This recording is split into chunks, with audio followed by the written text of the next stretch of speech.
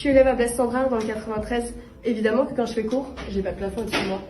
Je suis une élève à Blaise Cendrars dans le 93. Évidemment qu'on n'a pas de table pour faire cours. Je suis prof de français dans le 93. Évidemment que quand j'étais enceinte, mes élèves n'ont pas eu cours de français pendant 6 mois à leur année du bac. Je suis une élève à Blaise Cendrars dans le 93. Évidemment que les escaliers de secours sont tellement moisis qu'ils ne portent pas du tout secours.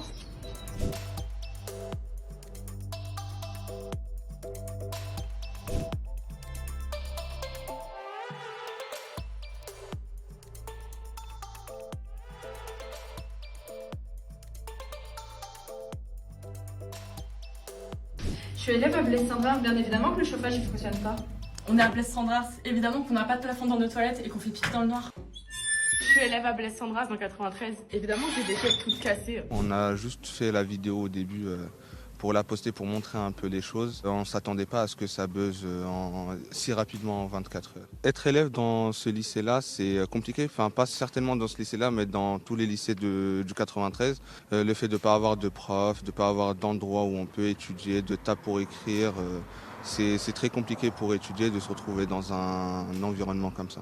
Donc on se retrouve tout le temps à aller dans d'autres classes pour demander des tables, des chaises, pour qu'on puisse faire cours, et du coup ça nous fait perdre du temps sur le cours. Très perturbant parce que lorsqu'on est face à des classes à 35 élèves, voire 36, 37, 38, en fait on sait que mathématiquement on va en perdre facilement une dizaine parce qu'on ne peut pas suivre pédagogiquement, individuellement chaque élève, notamment les plus en difficulté. En fait ça donne des conditions de travail qui sont exécrables pour nous enseignants, mais aussi pour les élèves qui ont plus de mal à progresser, notamment les élèves les plus en difficulté.